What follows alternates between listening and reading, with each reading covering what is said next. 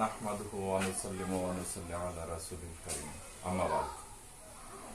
ঐতিহ্যবাহী শাকির মোহাম্মদ ইব্রাহিমের দাখিল মাদ্রাসার প্রিয় শিক্ষার্থীরা, আশা করি তোমরা যে যেখানে আছো ভালো আছো।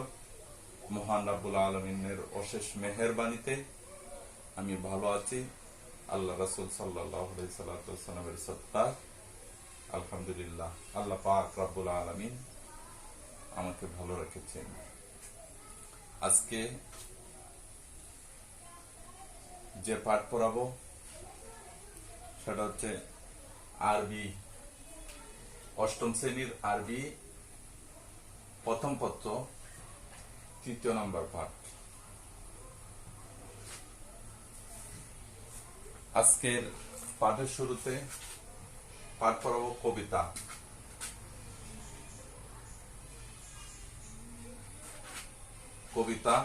কবিতার নাম হচ্ছে আল্লাহ। ওই কবিতার লেখক যিনি, ওনার নাম হচ্ছেন মারুফুর রাসাফি। প্রত্যেক কবিতাই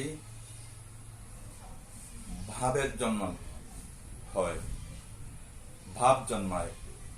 ভাব ছাড়া কবিতা হয় না। প্রত্যেক কবিতাই হচ্ছে গবেষণার ফসল। যে কবিতার ভিতরে ঢুকলে মন অজান্তে একটা ভাবের মধ্যে চলে যায়। আর কবিতা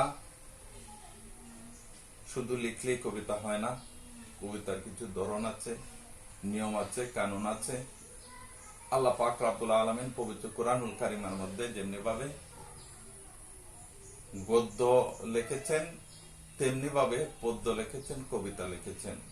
আমরা যদি লক্ষ্য করি, যেমন ইন্না আ'তাইনাকাল কাউসার ফাসাল্লি লিরাব্বিকা ওয়ানহার ইন্না শানিআকা হুয়াল আবতার। প্রত্যেকটা ছন্দের শেষে কিন্তু রা রয়েছে। ইন্না আ'তাইনাকাল কাউসার, রা শব্দ। ফাসাল্লি লিরাব্বিকা ওয়ানহার, এখানে রা শব্দ রয়েছে। ইন্না শানিআকা হুয়াল আবতার, এখানের মধ্যে রা রয়েছে। যাই হোক, কবিতার কিছু নিয়ম আছে, কানুন আছে, ধরন আছে। লেখক এখানে মারুফুর রাসাফি আল্লাহ কবিতা লিখেছেন। আল্লাহ পাক রব্বুল আলামিনের শান গেয়েছেন। কি দেয়া? আল্লাহ পাক রব্বুল আলামিনের সৃষ্টি প্রতি লক্ষ্য করে, গবেষণা করে মহান রব্বুল আলামিনের শান এখানে গেয়েছেন। আমরা যদি লক্ষ্য করি, কবি প্রথমেই বলেছেন যে উনজুর, তুমি লক্ষ্য করো, তাকাও। উনজুর শব্দটা হচ্ছে আমরের সিগা, বাবে নাসারা। তোমরা অবশ্যই বুঝতে পারছো এটা বাবে নাসারা। উনজুর, উনসুর, নাসারা ইয়ানসুরু থেকে। উনজুর, তোমরা লক্ষ্য করো। লিতিলকা সাজারা, কবি বলছেন তোমরা মহান রাব্বুল আলামিনের সৃষ্টি একটা গাছের দিকে লক্ষ্য করো, একটা বৃক্ষের দিকে তাকাও। বৃক্ষের দিকে যদি আপনি গভীরভাবে তাকান, কবি বলেছেন যে যাতিল গুসুনিন নাজারা, এই বৃক্ষটার দিকে তুমি গভীরভাবে তাকিয়ে দেখো কিভাবে এটা সবুজ ডালপালা বিশিষ্ট একটা বৃক্ষ। এই বৃক্ষটার দিকে তুমি তাকাও, গভীরভাবে চিন্তা করো। কাইফা নামাত মিন হাব্বাতিন, এই বৃক্ষটা এত বিশাল বৃক্ষ কিভাবে হয়েছে? এমনিতে হয় নাই। মাত্র ছোট্ট একটা বিচি থেকে, ছোট্ট একটা দানা থেকে আজকে বিশাল বৃক্ষে পরিণত হয়েছে। কাইফা নামাত মিন হাব্বাতিন, কিভাবে একটা দানা থেকে, কিভাবে একটা বিচি থেকে এত বড় বৃক্ষে পরিণত হয়েছে। ওয়া কাইফা সারাত সাদারা, ছিল একটা দানা, ছিল একটা বিচি, আজকে ওয়া কাইফা সারাত সাদারা, এটা একটা বৃক্ষে ডাল পালা বিশিষ্ট সবুজ শ্যামল সুন্দর একটা বৃক্ষে রূপান্তরিত হয়ে গেছে, গাছে পরিণত হয়ে গেছে।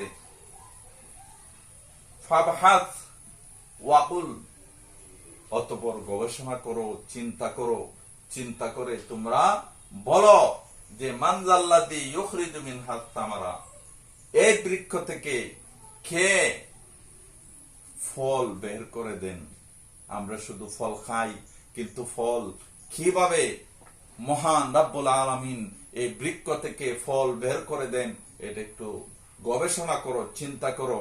কারণ আপনি যদি সমস্ত বৃক্ষকে যদি কেটে টুকরো টুকরো করে ফেলেন, বৃক্ষের ভিতরে কোনো ফল পাওয়া যাবে না,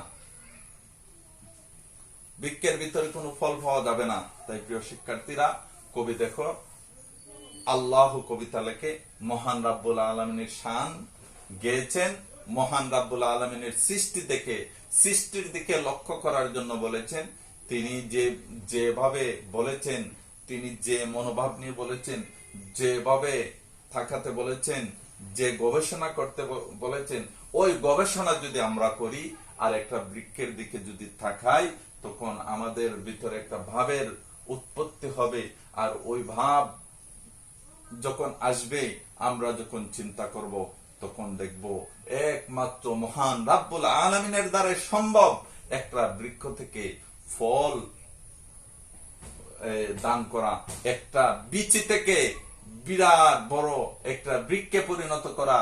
আর ওই বৃক্ষকে সুন্দর কিভাবে সজ্জিত করেছেন মহান রব্বুল আলামিন ডালপালা দিয়ে।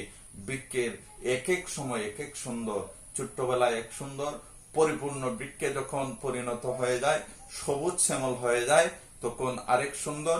এই বৃক্ষটা যখন চতুর্দিকে ফল ফলাদি নিয়ে ফসলাদি দেয়, ফল হয় বৃক্ষের মধ্যে, কাঁচা পাকা ফল হয়, তখন আরেক সুন্দর। এই গবেষণা করলে দেখা যায় একমাত্র মহান রব্বুল আলামিনের দ্বারাই সম্ভব এই একটা বীজ থেকে বৃক্ষে পরিণত করা আর বৃক্ষ থেকে ফল বের করে দেওয়া মহান রব্বুল আলামিনের দ্বারাই সম্ভব। এই জন্য কবি এখানের মধ্যে, কবি মারুফুর রাসাফি আল্লাহ মহান রব্বুল আলামিনের শান গাই থেকে এই কবিতা লিখেছেন যে এই তোমরা একটা আল্লাহ পাক রব্বুল আলামিনকে নিয়ে চিন্তা করো, একটা আল্লাহর সৃষ্টি একটা গাছের দিকে তাকাও আর দেখো যে মহান রব্বুল আলামিন আমার আল্লাহ, তোমাদের আল্লাহ কিভাবে একটা বীজ থেকে বৃক্ষে পরিণত করেছেন, বৃক্ষ থেকে আমাদেরকে ফল দান করেছেন। যাই হোক প্রিয় শিক্ষার্থীরা, আজকে এই আল্লাহ কবিতা তোমাদেরকে দিলাম। তোমরা আল্লাহ কবিতা এই 3টা লাইন খাতায় লিখবা, মুখস্থ করবা, তার অর্থ লিখবা। আগামী ক্লাসে বাকি অংশ ইনশাআল্লাহ আল্লাহ পাক রব্বুল আলামিন যদি বাঁচিয়ে রাখেন, আগামী ক্লাসে বাকি অংশ তোমাদেরকে বলে দিব। আসসালামু আলাইকুম ওয়া রাহমাতুল্লাহ।